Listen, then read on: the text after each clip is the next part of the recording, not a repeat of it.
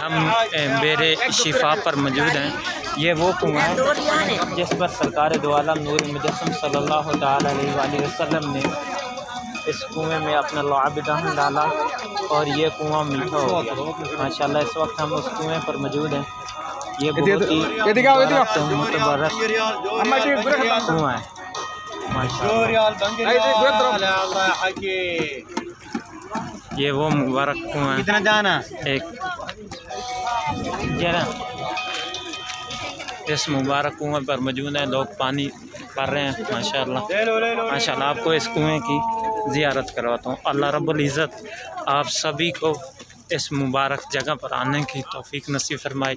ये वो मुबारक कुआँ है जहाँ पर सरकार दो आलम नूर मुजस्सम सल्लल्लाहु तआला अलैहि वसल्लम ने इस कुएँ में अपना लुआब दहन डाला और ये कुआँ मीठा हो गया माशाल्लाह माशाल्लाह। ज़ायरीन इस पर आए हुए हैं माशाल्लाह माशाल्लाह माशाल्लाह माशाल्लाह। हमारे हाजी भी هذا بير شفاء سبيل بير شفاء سبيل لله عز وجل.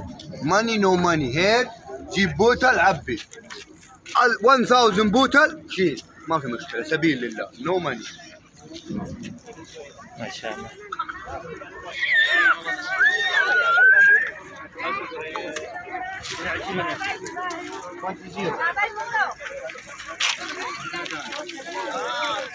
بابا